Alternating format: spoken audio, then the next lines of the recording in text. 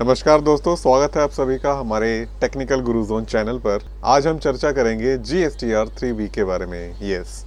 आज हम चर्चा करेंगे GSTR 3B के बारे में। ये वीडियो का दूसरा पार्ट है। अगर आपने पहला पार्ट नहीं देखा है तो ऊपर दिए गए लिंक पर क्लिक करके आप पहला पार्ट देख सकते हैं। दोस्तों, अगर आप हमारे चैनल पर पहली बार आए हैं तो चैनल को सब्सक्राइब जरूर कर लीजिएगा और बगल में लगे घंटे को भी दबा दीजिएगा, जिससे कि आप हमारे लेटेस्ट वीडियो के अपडेट्स पहले पा सकें। तो बिना समय गवाए चलिए फ्रेंड्स शुरू करते हैं। तो दोस्तों, GSTR 3B होता क्या है? तो बेसिकली हम मंथली जो है 2 फाइल रिटर्न करते हैं।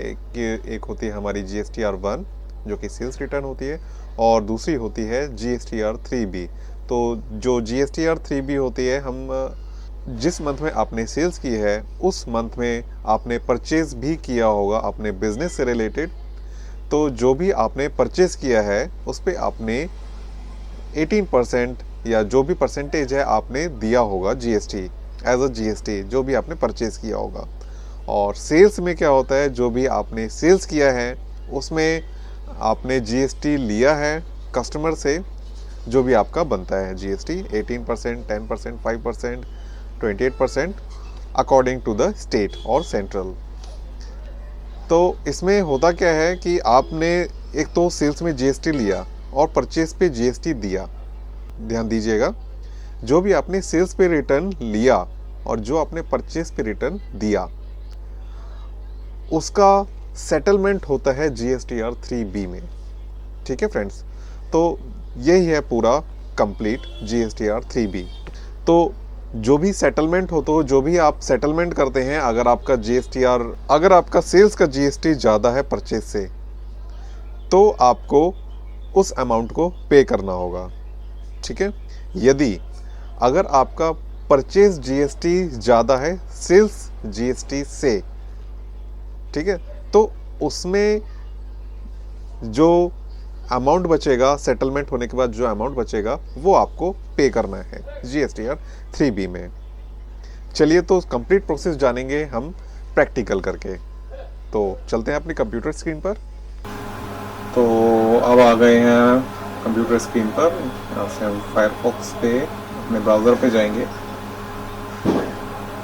हम फायरफॉक्स पे जाएंगे, अपने ब्राउज़र पे टाइप करेंगे gst.gov, लॉगिन करेंगे, यहाँ से जाएंगे। तो आ गए हैं अपने GST पोर्टल पर। तो ये देखेंगे हमारा GSTR 1 फिल हो चुका है दिसंबर का, और GSTR 3B अभी बाकी है। ये देखिए, जाएंगे रिटर्न डैशबोर्ड पे। यहाँ से फाइनेंशियल ईयर अपना सेलेक्ट करेंगे और अपना क्वार्टरली, मंथ यानी पीरियड, सर्च दिसंबर का है, सर्च करेंगे। यहाँ से देखते हैं तो हमारा GSTR 1 जो है वो फाइल है, देख सकते। जैसे कि GSTR 2A है, 2B है। तो GSTR 2A क्या होता है कि आपका जिस पार्टी से हमने माल परचेज किया होता है उसने अपना GSTR 1 फिल किया है, तो आप अपना व्यू करके देख सकते हैं। GSTR 2B वही होता है जो आप जिसपे ITC क्लेम कर सकते हैं अगर उन्होंने GSTR 3B, यानी जो आप जिस पार्टी से अपना माल खरीदा है और उसने GSTR 3B अगर भर दिया है, और वो भी डेट से पहले यानी ड्यू डेट से पहले उसने अगर GSTR 3B भर दिया है, तो आप उसका अमाउंट क्लेम कर सकते हैं, यानी GST पे आप रिवर्ट पा सकते हैं, ITC क्लेम कर सकते हैं उस चीज की। वो GSTR 2B होता है। और GSTR 2B ये क्वार्टरली उनका होता है जो क्वार्टर पे अपना, यानी 3 मंथ्स पे अपना जो GST फाइल करते हैं। तो ये 2B उनका है। किसी पार्टी से सपोज दैट आपने माल खरीदा है और वो B 3 मंथ्स पे अगर अपना GSTR 3B भरता है 3 मंथ्स के बाद, उस अमाउंट को आप तभी क्लेम कर सकते हैं यहाँ पे GSTR 2B क्वार्टरली व्यू में। अच्छा, और अब आती है बात हमारे मंथली रिटर्न GSTR 3B की, जिसकी ड्यू डेट दे रखी है 20/1/2024। प्रिपेयर ऑनलाइन करेंगे। तो जैसा कि मैंने आपको क्लियर कर दिया है, अगर नील है तो आप यस करेंगे, अगर नहीं है तो नो करके आप आगे बढ़ जाएंगे। ठीक है, तो नो पे टिक किया, नेक्स्ट करेंगे। ये आपके सारे जो है कॉलम्स अलाउ होने चाहिए, सब पे ग्रीन होना चाहिए। ठीक है, अगर ये ग्रीन होगा तभी आप अपना जो आईटीसी है वो क्लेम कर सकते हैं। शो करेगा वो इस तरह से शो करेगा, आप देख सकते हैं फील्ड दिखाई दे रहा है, और यहाँ पे आपके ये जो कॉलम है, बाकी नीचे के 2 कॉलम 4 कॉलम्स जो हैं वो पिंक कलर के हैं। ठीक है, तो ये आप देख लीजिएगा। बाकी जहां तक है तो वो आपका सारे ऑप्शन ही ग्रीन होने चाहिए, तभी आप GSTR 3B आगे फाइल करें।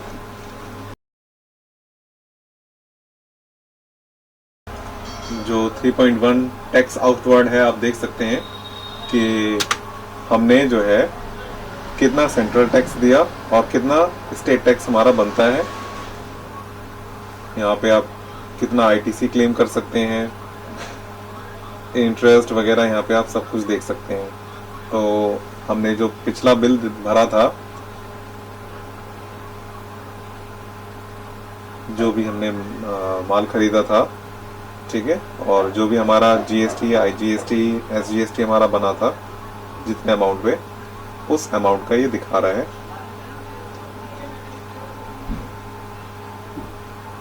तो ये इंटरेस्ट रेट सप्लाईज हैं। इंटरेस्ट रेट सप्लाईज अगर आपने किए हैं तो उनका आप आईटीसी कितना क्लेम कर सकते हैं, आपने कितनी गुड्स उस मंथ में आपने खरीदी थी जिस पे आपने जीएसटी पे किया।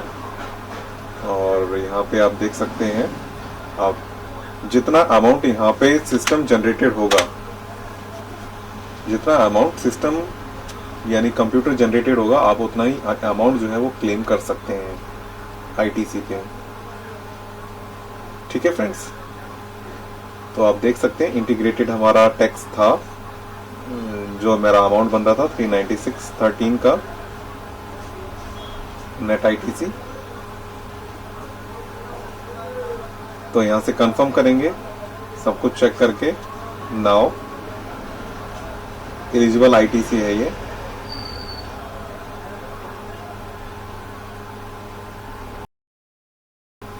अब सेव कर देते हैं। ठीक है, तो ये हमारी जो है रिक्वेस्ट जो है वो सेव हो गई है, और जीएसटीआर भी हम आगे यानी अब अगला प्रोसेस हम करते हैं। तो प्रोसीड टू पेमेंट यहां से करेंगे। ये ड्राफ्ट प्रीव्यू ड्राफ्ट है, अगर वो देखना है तो देख सकते हैं, अदरवाइज प्रोसीड कर दिया हमने आगे। तो आप देख सकते हैं यहाँ पे हमारा कितना अमाउंट बचा है और कितना अमाउंट हमारा सीजीएसटी एसजीएसटी में हमें देना है, यानी सेंट्रल टैक्स बनता है, कितना एसजीएसटी टैक्स बनता है, वो देख सकते हैं।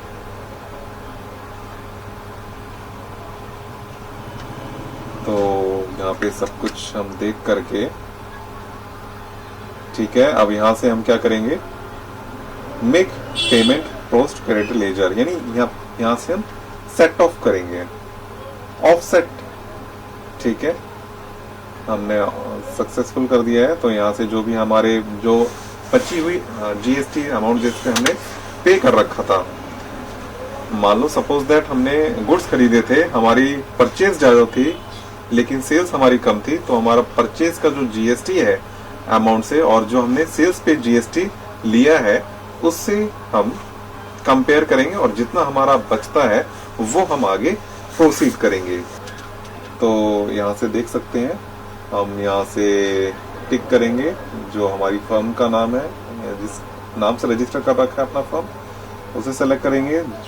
तो ईवीसी के माध्यम से कर सकते हैं, डिजिटल सिग्नेचर है उसके माध्यम से आप भर सकते हैं। हमने ईवीसी चूज किया और रजिस्टर्ड मोबाइल पे ओटीपी आया, यहाँ से हम ओटीपी डालेंगे जो हमारे रजिस्टर्ड मोबाइल नंबर पे आया है, सेंड कर सकते हैं। वेरीफाई कर दिया तो हमारा GSTR 3B सक्सेसफुल फाइल हो गया है, यहाँ पे हमारा देख सकते हैं, और आपके रजिस्टर्ड मोबाइल नंबर पे एक मैसेज भी आ जाएगा। ठीक है, तो फिर से बैक जा करके रिटर्न डैशबोर्ड पे जाएंगे और चेक कर लेते हैं एक बार। फाइल रिटर्न में जा करके फाइनेंशियल ईयर सेलेक्ट अपना करेंगे। क्वार्टर मंथ में जा करके क्वार्टर जिस मंथ का है सेलेक्ट करेंगे, पीरियड सेलेक्ट करके सर्च करेंगे और नीचे स्क्रॉल करके देखेंगे कि हमारा GSTR 1 तो फाइल है और GSTR 3 भी हमारा फाइल हो चुका है। व्यू कर सकते हैं, डाउनलोड कर सकते हैं। ठीक है, तो यहाँ पे हमारा प्रोसेस कंप्लीट हो जाता है GSTR 3B का। और दूसरी बात ये फ्रेंड्स, जो भी आपने बिजनेस किया हुआ है, जो भी आप ITC क्लेम करेंगे, सिर्फ आप अपने बिजनेस से रिलेटेड ही ITC क्लेम कर पाएंगे, अदर से रिलेटेड आप क्लेम नहीं कर पाएंगे। सपोज दैट आपकी एक राशन की दुकान है या राशन की शॉप है, आपने GST ले रखा है, आपने बाइक से रिलेटेड या बाइक में कुछ काम कराया है, टायर बदलवाए हैं, कुछ भी कराया है, आपने GST उस पर लिया, तो उसका GST आप क्लेम नहीं कर सकते, आप उसका ITC क्लेम नहीं कर सकते। इस बात को ध्यान रखिएगा फ्रेंड्स। एक और बात मैं आपको बताना चाहूँगा कि मान लीजिए सपोज दैट आपका किसी भी महीने में सेल्स नहीं हुआ है लेकिन परचेज हुआ है, तो उस कंडीशन में आप रिटर्न जो है आप नील फाइल नहीं करेंगे, आप नील फाइल रिटर्न नहीं कर सकते। इस बात का आप ध्यान रखिएगा। ना तो GSTR 1 नील फाइल होगी और ना ही GSTR 3B नील फाइल होगी। आप सबसे मेरा एक सवाल है, GSTR 1 और GSTR 3B में क्या डिफरेंस है? एक बार फिर से मैं पुटअप करता हूँ क्वेश्चन, GSTR 1 और GSTR 3B में क्या डिफरेंस होता है? अगर वीडियो अच्छी लगी हो तो वीडियो को एक लाइक ज़रूर कर दीजिएगा और सब्सक्राइब जरूर कर लीजिएगा अगर आपने हमारा चैनल अब तक सब्सक्राइब नहीं किया है तो मिलते हैं फ्रेंड्स ऐसी किसी वीडियो में। तब तक के लिए जय हिंद।